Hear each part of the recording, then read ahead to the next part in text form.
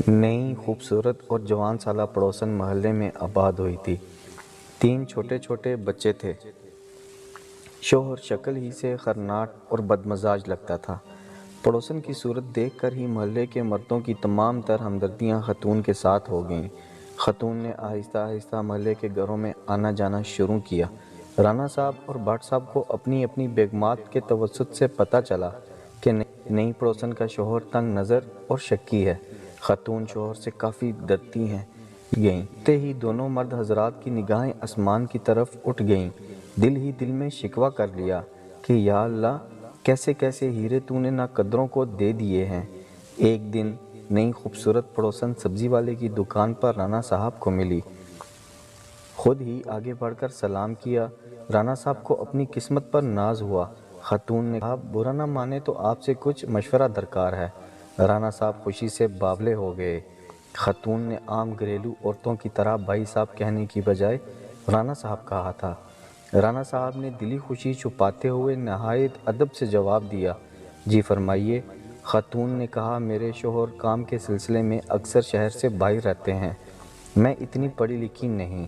بچوں کے اسکول کے ایڈمیشن کے سلسلے میں رہنمائی درکار تھی۔ رانا صاحب کچھ کہنے ہی لگے تھے، عورت خاتون نے کہا، یوں سڑک پر کھڑے ہو کر بات کرنا مناسب نہیں۔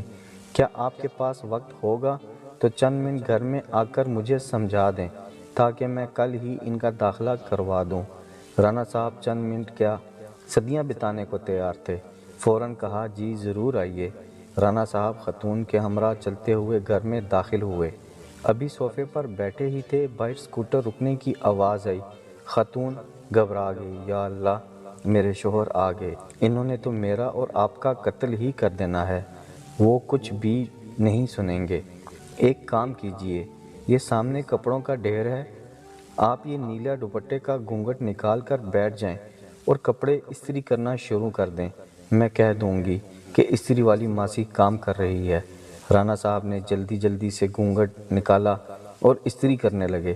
3 گھنٹے تک ان کپڑوں کے ڈھیر کو استری کرتے رہے، جب تک وہ خرناٹ شخص گھر میں موجود رہا۔ جیسے ہی شوہر گھر سے باہر گیا، پسینے میں شرابور، تھکن سے چور، رانا صاحب نڈال قدموں سے اس گھر سے نکلے۔ جیسے ہی باہر نکلے، سامنے بھٹ صاحب آتے دکھائی دیے۔ بھٹ صاحب نے پوچھا، کتنی دیر سے اندر ہو؟ بولے، 3 گھنٹوں سے استری کر رہا تھا۔ بھٹ صاحب نے دیکھا اور بولے، رانا بھائی، جن کپڑوں کے ڈھیر کو تم نے 3 گھنٹے استری کیا ہے، کل میں نے ہی 4 گھنٹے بیٹھ کر دھوئے تھے۔ کیا تمہیں بھی نیلا دوپٹہ اڑایا تھا؟ رانا صاحب نے سر اٹھاتے بغیر کہا، چلو اچھا ہوا، ہم دونوں کا جنون اتر گیا۔